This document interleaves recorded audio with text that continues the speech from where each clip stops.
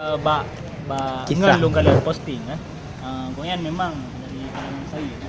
Cuman bawen nak tahu kita. Jadi atau kita mang tulis dalam postingan bayang lah. Jadi lun baca kisah sejarah Aceh itu.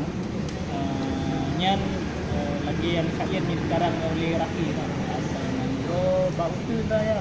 Jadi memang Aceh ni awal emang itu. Tidak pernah ada orang yang asli dan hidup di sana. Mana orang yang asli kemudian ke sana kemudian baru. Tapi mandu ni pendatang.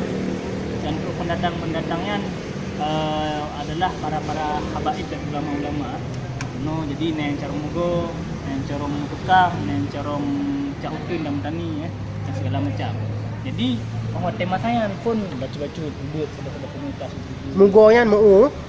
Ya, petani. karena kalau mugo itu bahasa Aceh besar dan bahasa Sigli. Mu itu bahasa kita daerah Aceh Tora, Bang. Dirun ya, dah lanjut. Ya.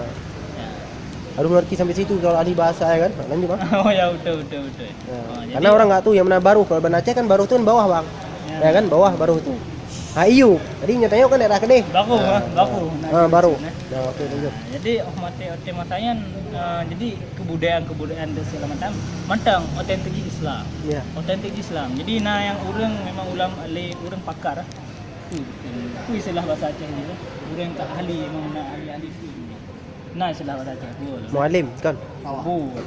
Bawang. Ahli agama. Bahasa mualim, Iran, ahli bahasa agama. Iran Rafli Jadi asai nangro musibah masuk di kata karena direkam. Jadi olehnya karena sabuk-sabuk komunitas ukut-ukut jadi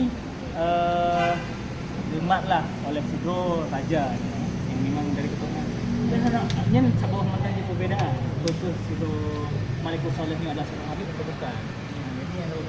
Jadi yang nganan tulisan Habib belum komen betul. Siro Malikus Saleh siro orang yang dari keturunan Rasulullah hanya jauh, cuman orangnya dari Hadratul Maut. Jadi begitulah. Jadi Aceh dan Islam tu sangat dekat. Tuhan memang ketika lahirnya Aceh itulah Islam.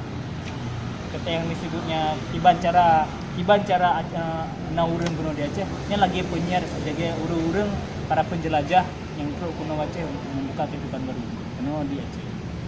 Kemudian turun baca sekelas bangun.